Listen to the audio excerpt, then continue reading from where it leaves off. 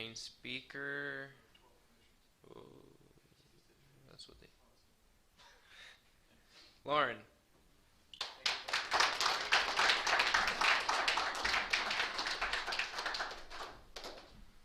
Hi, I'm Lauren, an alcoholic. Thank you, Mike, for inviting me to speak. Um, I've known Mike a long time. He doesn't want you to know it, but this guy over here is love in action. He really is. So, hi, everybody. My sobriety date is March 30th, 2005. My home group is Toolbox. They're meeting tonight online, and my sponsor is Gabby Villa. So I'll tell you what it was like, what happened, and what it's like now. So did they tell you to take notes at those treatment centers? I don't know if my story is going to be that memorable. I have always been, since I guess I was born around alcohol. My dad died in a car accident when I was 2.5 years old, an alcohol-related accident. I was down with my aunt and uncle, and my mom needed to go get me. We had a Volkswagen Bug. It was only 2 years old, and she headed out. The car broke down. So she called for help, and they came, and they never came. And so she got a motel room, and she got a call that my dad was in a hospital. The driver, they'd been drinking, and the driver hit a guardrail, and my dad didn't make it. And so we had nowhere to live because we lived on the Indian reservation, and my dad was the brand inspector. So my grandpa took us in, and we had a big house and a little house. And it was a generational farm. And so I grew up in this little house, and we had no running water. We had no indoor plumbing.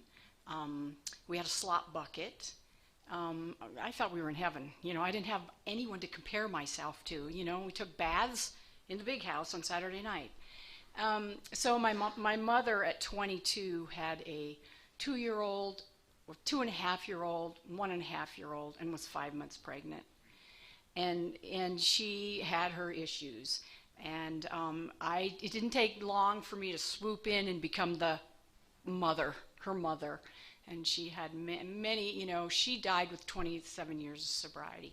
Thank you, Mom. And but she had it hard. She had it hard. And I got to go to country school. And I forget that people say now, well, what's country school? Like, who doesn't know what country school is? It's a one-room schoolhouse. And there were 13 of us, first grade through 8th grade. And it was an extended family. And, you know, on recess, we dug wild onions. We had a baseball field, but our water came out of a pump in the room, and we had an outdoor toilet. And so my mother decided, you know, since I was kind of like her partner, well, what should I do? You know, I have a government grant, and I could go to school, and I want to get you girls out of here. You know, we live 17 miles from town, but I really felt like it was freedom. And so, you know, I was like, okay. And she's like, you know, I really need to do something for you guys. I don't want you stuck here your whole life. And, but little did I know, her leaving us was just going to flip me around big time.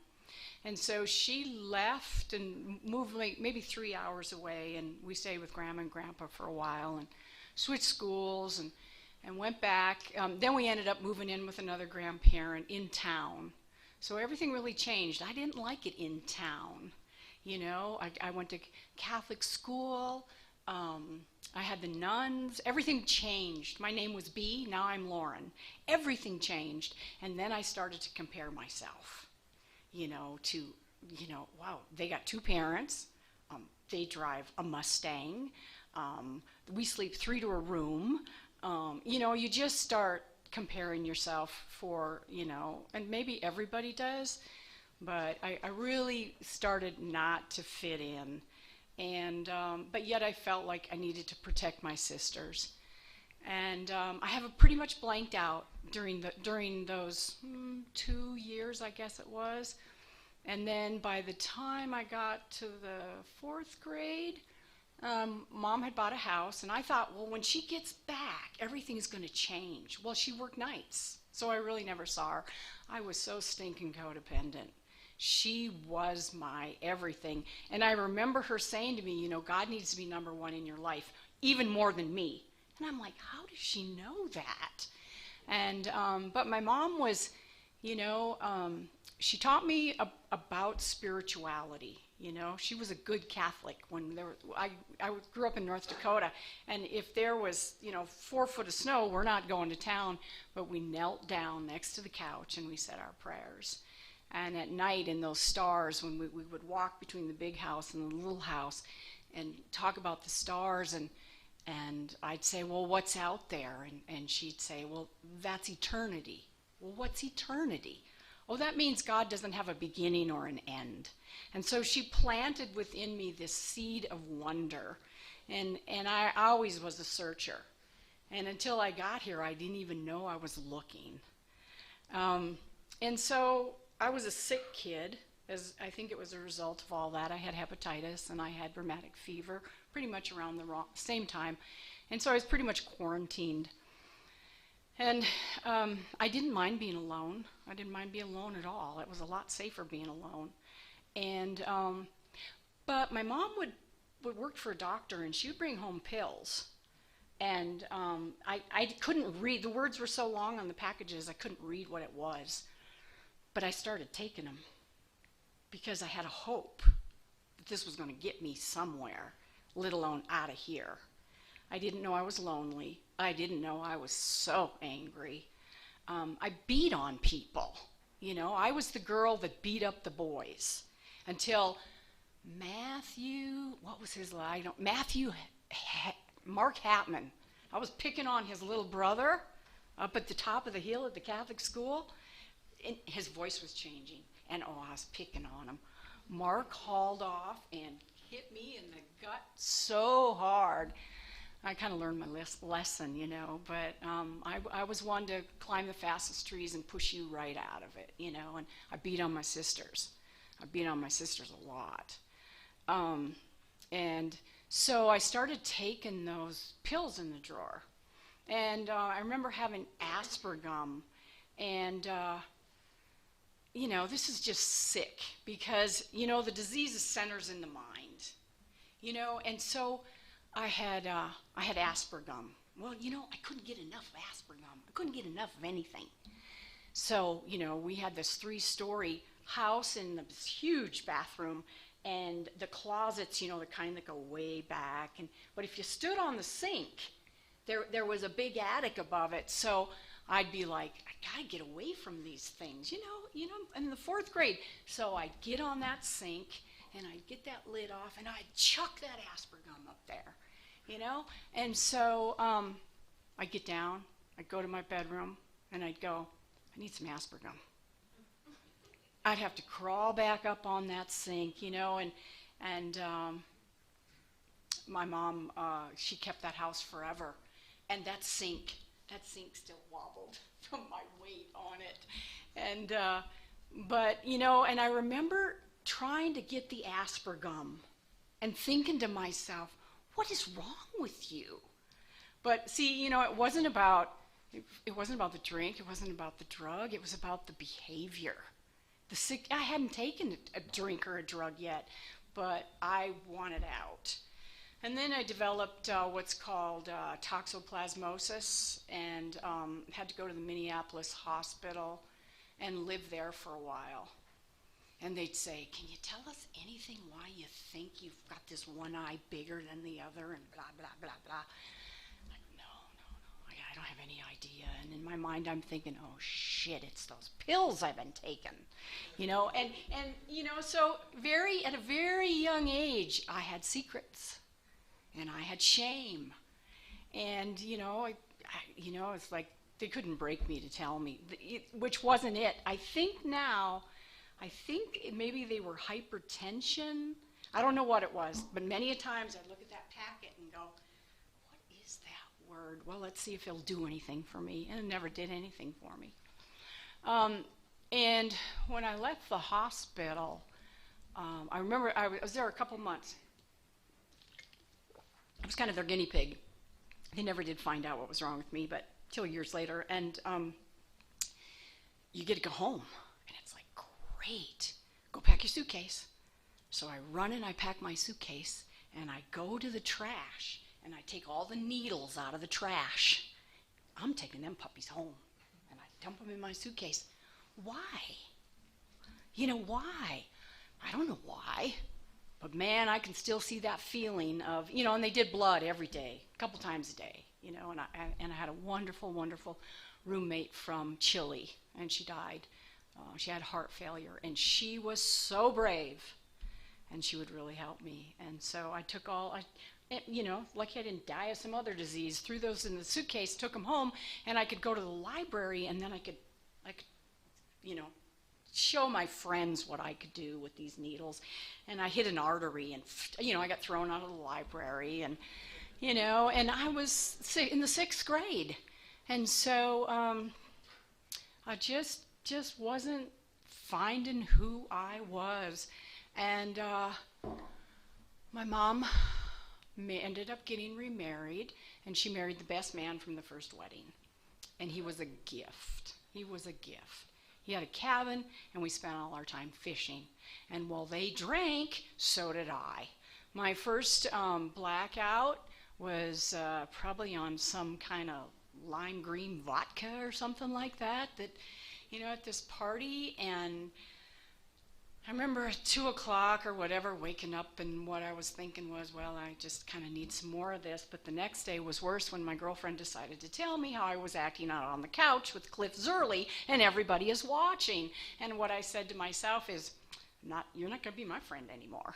I don't want friends to tell me what I did, because that was a rare occurrence. But it wasn't a rare occurrence. I ended up you know, just chasing after it. I was always, you know, way back when, if you got pulled over, you just put the liquor down your pants, because nobody's going to check you. The cop, the highway patrolman sure as heck knows there's booze there, but there were no female cops. You know, and they'd drive off, and the cop would drive off, and we'd go, ha, ha, ha, didn't catch us, you know. And you know, you had, you know, if you knew the sheriff would give you a ride home if you'd been drinking, you know. I always kept you out of trouble. But I was, and you know, you always had to know somebody when you were in high school, because you're just not old enough. And so I was skipping school to go get something, and I totaled the car I was in, and the car that I totaled was the car that my dad had bought, that had broke down. And deep inside of me, I got 2 broken legs out of it. Deep inside of me, I just felt like that was my last connection to my dad. You know, I'm not going to tell that to anybody, but deep inside, and I didn't know what that was, but deep inside, I'm like, oh, I let somebody else down again. But, you know, 6 weeks earlier, you know, I tried to be a weekend warrior. Weekend warrior, forget it. You know, before you know it, there's only one day left in the week, maybe, that you're home. And one of those nights that I was home, I had been in a bookstore, and I just veered over and picked this. It said Jerusalem Bible. I bought it. I took it home, and I was reading it. And I came across a part that said, he disciplines those whom he loves. And I said, I want to be disciplined, and I will do whatever it takes. Well, within 6 weeks, I totaled that car. I had 2 broken legs. I was pregnant. My parents asked me to leave town, and I'm sure there were a few other things. And I knew, and I felt like that there wasn't a God up there going, oh, let's get her. I felt like God heard my prayer.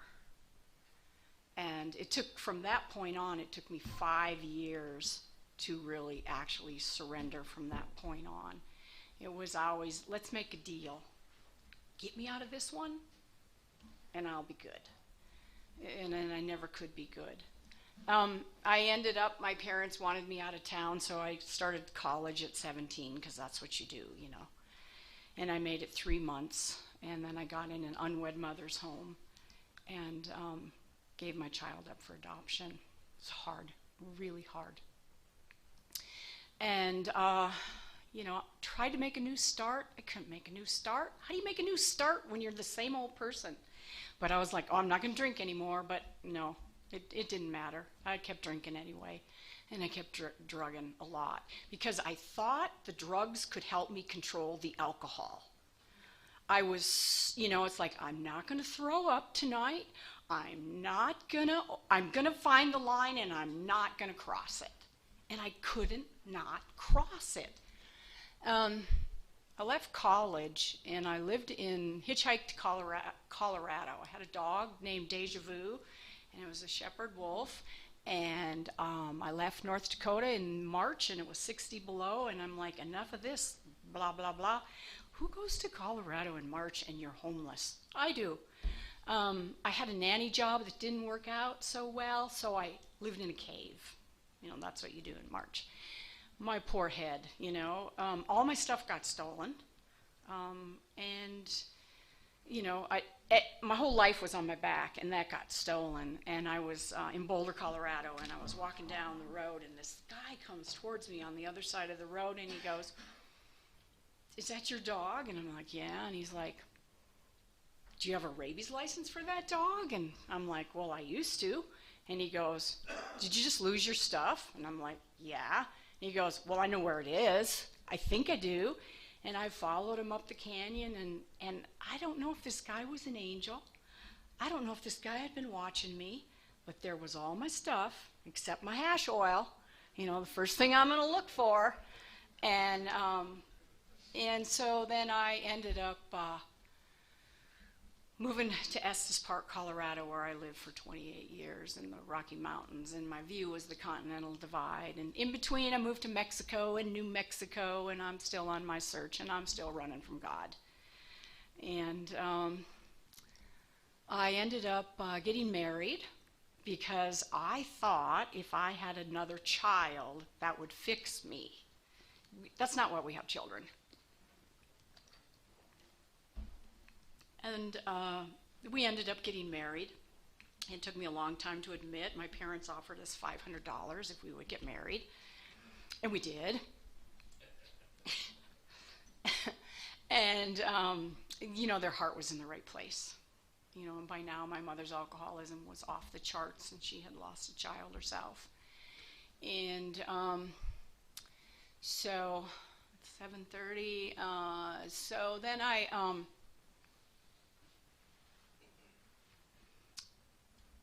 time rolled on. I met my husband. I had a gram of Coke, and he had a couple bottles of whiskey. Sick met sick. That's how I lived my life. I didn't know how to have a relationship without alcohol. I just really didn't know how. Pretty scared. And we had a beautiful boy named Luke, and I stayed completely sober during his, I was pregnant, except for one time. And things really started to change when I became a mother. A lot. I started to pray. And I hate the word ex, my ex. I don't think anyone should be an ex.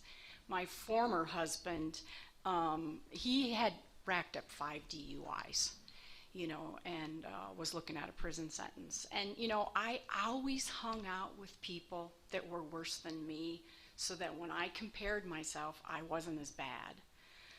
My sister, I'd see my sister in the hallway at school, and I mean, she'd be 3 sheets to the wind and eyeballs like this. Boy, she's got a problem, doesn't she? You know, I'm the one that wrecked the car. I'm the one with the broken legs, you know. She seemed to stay out of trouble. But where was I at? So the family was really concerned about what was going on, and I got a job. And this woman calls me up and she goes, well, what I did is I started to pray, and I caught myself one day throwing myself down on the bed and saying, please, God, help me. The best prayer I know. And I didn't think much of it other than I hadn't talked to God in so long. I was just kind of shocked. So the next day, I've got an 8-month-old, and I'm sitting in this oversized stuffed chair, and I'm thinking, I need to get a job. I need some money. And right then and there, the phone rang, and it was the old dial time. The phone rang, and it was sitting right there on the and I pick it up, and she goes, hi, you don't know who I am. My name is Pat Mangelson, and would you like a job? And I didn't realize till I started to look back that God answered that prayer. And God started answering prayer fast. And she knew who I was, and she knew we were on food stamps. And because I didn't know her son drank with my husband. And I started work there, and she was a black belt Al-Anon. And she would tell me things, these slogans, live and let live, and I'd think, oh, she's so smart. How does she know this stuff? You know, easy does it, and, you know, if God isn't there, who do you think moved? I'm like, how does she know all this stuff? So she brought someone my age. I was 22. She brought someone my age to 12-step me. And that person became a dear friend, but later she told me, you looked at me like, who the hell are you? Get out of my life. But she didn't stop. Finally, I was like, I'll go to one of those meetings. And so I had to be real dramatic about it. I wasn't living with my spouse at the time, so I think with a 6-pack of beer, I talked him into watching Luke, and there was a snowstorm, and you had to park the station wagon at the end of the road, so it was all drama. And I forged out, you know, down River Valley Road in a snowstorm to my first meeting. And then I realized, oh, wait. I've been here before to a court-ordered meeting when I thought that I had the power to heal alcoholism, and went to a meeting and told the guy leading the meeting, love will cure everything. That's what's wrong with alcoholism. Because, see, I didn't know it was a disease. I didn't know that people don't do things to you because they don't love you. It's just going to rob from you, and it's going to steal from you. You know, I didn't give my daughter up for adoption because I didn't love her. I knew it was the best thing for her because of who I was. But there was this little lady at that meeting, 4 foot tall. She had something I wanted. But they started talking about God. And I'm like, this is not for me, because he's the problem. If he hadn't given me this crappy mother, this good-for-nothing husband, and blah, blah, blah, we only had one meeting a week. And I was like hanging on like this to go to that one meeting a week, and it had a speaker meeting. I never missed that speaker meeting. I'd go to Al-Anon. I might go home and drink, but I never missed that speaker meeting. And I don't know if any of you know where Harmony is. Harmony in Estes Park, Colorado, with the big elephants on the wall, and it used to be a hunting lodge, and so the guy that owned it, everything in there was from the safari, stuffed elephants, stuffed lions, stuffed monkeys, stuffed everything. A guy one time ended up there in a blackout, and he woke up in the morning and he walks out and he sees all this stuff, and above the Al-Anon room was an elephant. You know, the elephant in the room. It was so big you would almost miss it. But those people in there gave me something that I didn't have. They didn't put up with my self-pity. They didn't put up with my whining, but they really love me till, as you hear, until you can love yourself. They really taught me until I could listen. And I stayed long enough to get this little crack in my heart about God. You know that maybe for a minute I wasn't God, and there was something else bigger and greater than myself. Long story short, I ended up buying my liquor out of town, continued to go to Al-Anon, thought I was in God's will, but I didn't know I was an alcoholic. Ended up with a divorce. No, I didn't get a divorce till I moved here. Ended up buying my liquor out of town, hiding my liquor, living alone. I like being alone. And my husband left town and came to Prescott, Arizona, because his sponsor had said you possibly come to treatment out here. And so I had a really good job. I had graduated college, and he asked me to move out here. And I'm like, what the flip would I move out here for? I got what I want. Yeah, I had complacency. And so I said, my youngest picked me up at the airport. I don't know what I'm going to do. And he said, Mom, it's God's will that you go out to Arizona and you give it a try. It's like, oh God, I didn't want to hear that. So I came out to Arizona. Mike was my landlord. And remember that?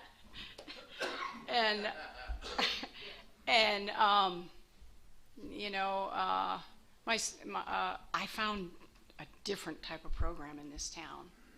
And I came here kicking and screaming, and it is the best thing that ever happened to me, because I don't think I would have got sober. God put the people that needed to be in my life. And so I ended up divorced. And I was drunk, and I was sitting there, and I had a moment of clarity, And so there I was drunk, and all of a sudden it opens up, and it's this black chasm way out there. And I heard this voice say, well, now my mom had passed away of cancer, and it was like, well, you got rid of that once again. You got rid of that good-for-nothing husband and that mother. Well, what's going on here? And this chasm opened up, and way down there, it was black. And I heard this voice say, if you think you're lonely now, you just hang on. I didn't think anything about it, and I went to bed. And the next day at work, I decided I needed a Coke at the dining area that was closed. Because I'm the kind of person, it's closed, but I'm still going to get a Coke. And guess who I ran into? Someone that I used to sponsor in Al-Anon, who's in AA, who had the same type of thinking I do. It's closed, but somehow I'm going to get my way here. And I had said to her, I'm going through a really rough time. Would it be okay if I call you? And God did for me what I couldn't do for myself. He put words in my mouth. And I said to her, I'm drinking every day, and I don't know what's wrong. And she said, oh, would you like to go to a meeting? I was like, and another moment of clarity, this light bulb goes off, because I did this full circle, because sometimes I would have up to 4 years sobriety. I can't be an alcoholic, I can't be an alcoholic, but I did this full circle, and what did I come back to? My love, alcohol, and I liked being alone, and I drank alone, and then nobody knew what I was doing. And so that week, because I was at a place where I was so angry that I was like, if I take liquor to work and keep and hide it in the drawer, no one's going to know about it. And in my mind, I would see myself drinking and then go, I'd say, I wonder if Tom saw that. How can I get away with this? And once again, the reason that I started into Al-Anon was because of hearing voices. And here again, I'm like, people are talking behind your back, and then you're getting paranoid, and it's just losing disconnect with life. And so it was a day and a half till that meeting, and it was over at the Lutheran Church, and I didn't know if I could make it a day and a half, seriously. And it was tough, and I made it. And for the first time in my life, I'd been going to Open AA a long time. For the first time in my life, I was like, I was scared, because this is real. I was scared to death of Alcoholics Anonymous. And I don't know what I thought they were going to find out or what I was going to find out. And I go, I don't know what to say. And Carla goes, well, just say you have a desire to drink, to stop drinking. So I said that, and the next meeting I went to, I said I was an alcoholic. And by the grace of God, I have not had a drink since, because I didn't plan on staying sober. I might have had this moment of clarity, but I kind of felt like I'm just going to go through the motions.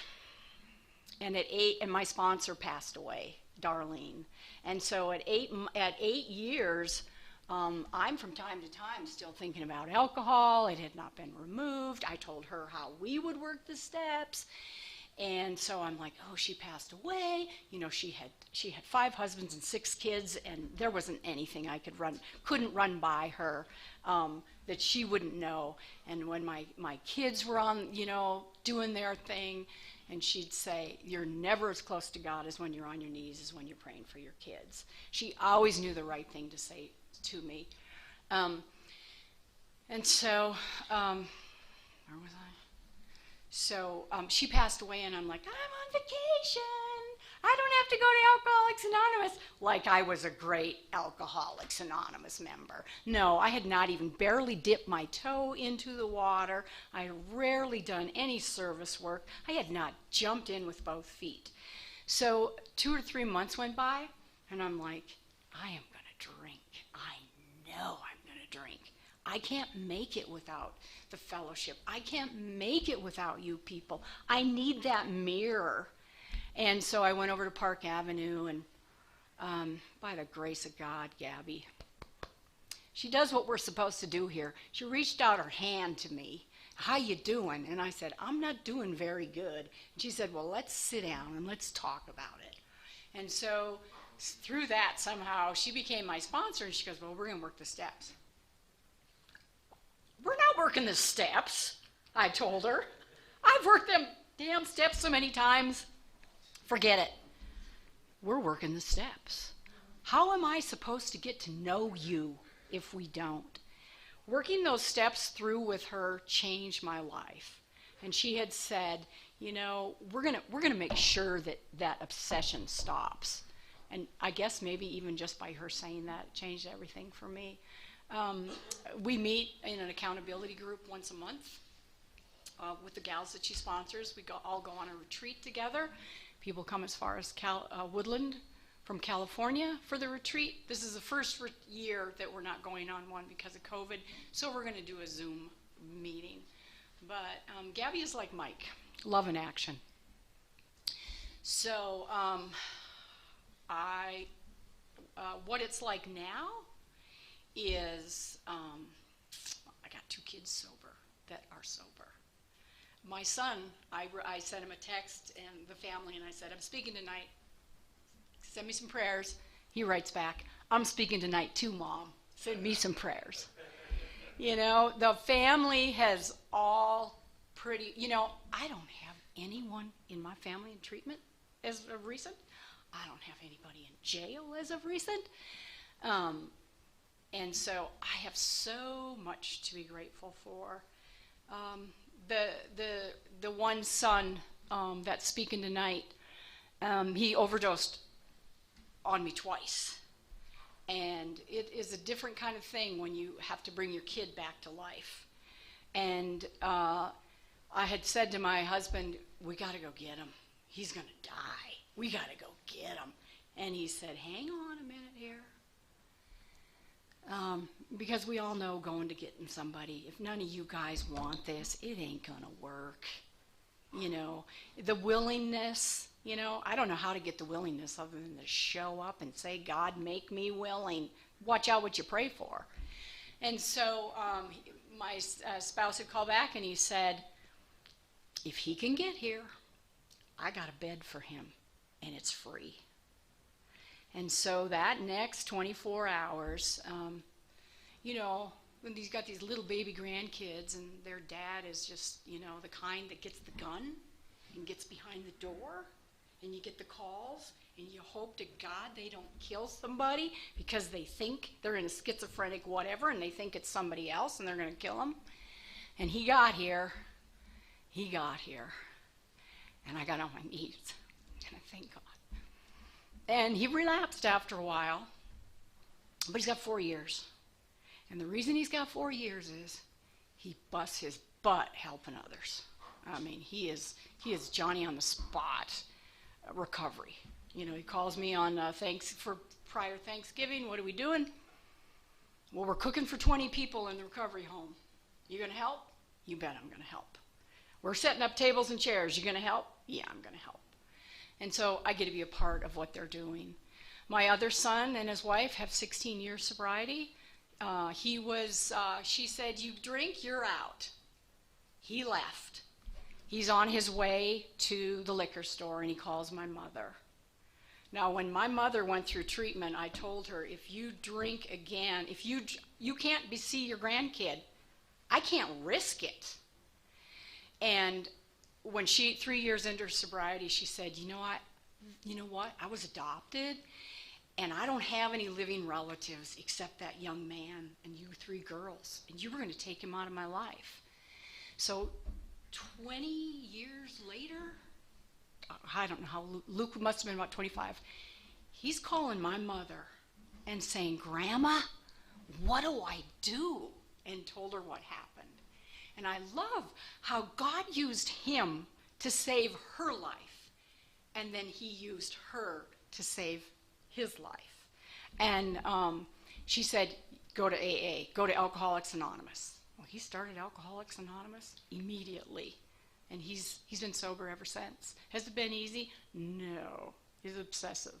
But he's got 4 beautiful kids, and they all do softball and sports, and they live in Omaha now. And Luke is another miracle because Luke was hit by a car when he was 12 years old and went back to wearing diapers. And it pretty much dropped out of life and did physical therapy, occupational therapy, every therapy you could imagine. And he has 2 years of schooling and has worked his way into a systems engineer and works for Facebook. So, don't limit God. That's, you guys sitting out there. Money is a big issue when you first get sober. And I'm sure you got lots of debts.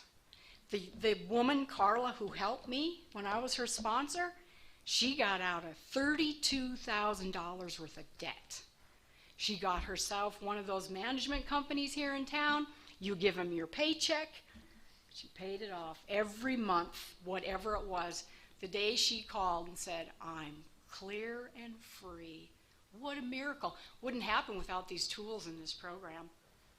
And so today for me, when COVID hit, I was in New York and thinking, what is going on here?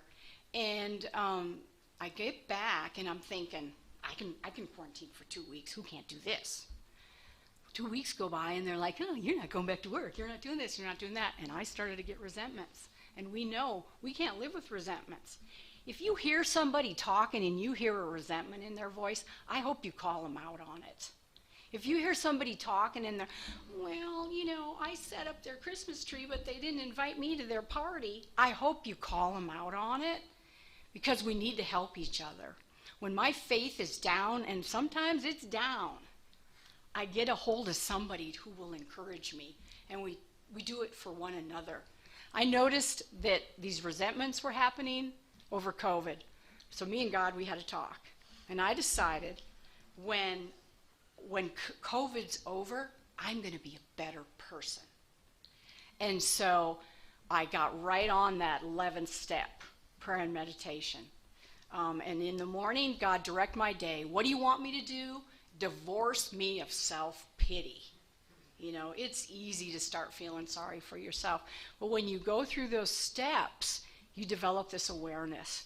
And you will find out that those character defects, they won't serve you anymore. You don't want them you don't need them anymore. They're gone.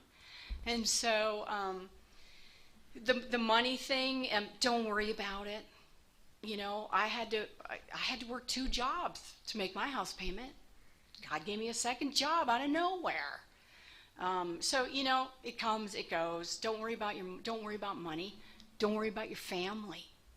You need to take care of yourself, and you need to worry about, don't worry, but you need to think about your sobriety. If you don't have your sobriety, you don't have anything. I don't care what you got. You'll lose it all anyway. It won't mean anything to you. So get yourself a sponsor, even if you don't want to work the steps. You know, our book says, you know, suggested meditation, suggested 8th, suggested 9th. This program, I mean, I love this program. I don't know where I'd be without this program. And I've had to go to counseling, and I belong to a church, and, you know, I only have one person that I sponsor, but in the morning when you say, okay, God, what's your will for me today? Thy will be done. You don't know what's going to happen. It's an adventure. I have a student that called me, and I ran over to her house, and she's talking about drinking wine, and the next thing I know is I'm throwing up all over her about my story. And she's like, oh. And you know what? I think there's something there. I didn't plan on doing that. We are God's hands and feet. I went to D.C. to a prayer revival, prayer. It was a prayer rally or something. Franklin Graham put it on. Prayer march, 50,000 people plus. But it happened that the return was there, put on by a rabbi. And the first night was all addiction. It was all speakers that are sober. It was so fabulous. And one of the guys said, and I believe him, in the years to come, as our world is changing, it is the addicts and alcoholics that are going to make the biggest difference in the world to come. So I really hope that is what happens to you. And thank you for letting me share.